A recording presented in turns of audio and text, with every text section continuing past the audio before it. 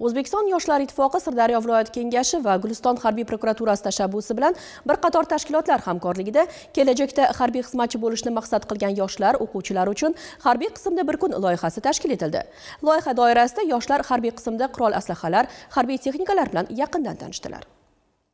Yoshlarni vatanparvarlik ruhida tarbiyalash, harbiy sohaga qiziqishi yuqori bo'lgan yigit-qizlar uchun harbiy qismda bir kun loyihasi ayni muddao bo'ldi. Yosh vatanparvarlar jarayonda ishtirok etish orqali harbiylarning bir kunlik hayoti bilan yaqindan tanishdi. Toshkent harbiy okrugiga qarashli safarbarlik chaqiruv rezervi batalyonining harbiy qismida tashkil etilgan jarayonda harbiylarning kundalik xizmati, qurol aslaha, harbiy texnikalar bilan ishtirokchilar bevosita tanishdi. Biz Qalqon jamoamiz bilan harbiy qismda bir kun loyihasida ishtirok etmoqdamiz. Biz avvalambor rahbar va yoshlar uchrashuvida qatnashdik. U yerda o'zimizga kerakli bo'lgan savollarni berdik va ularga javob oldik. Hozirda o'quv mashg'ulotlari davom etmoqda.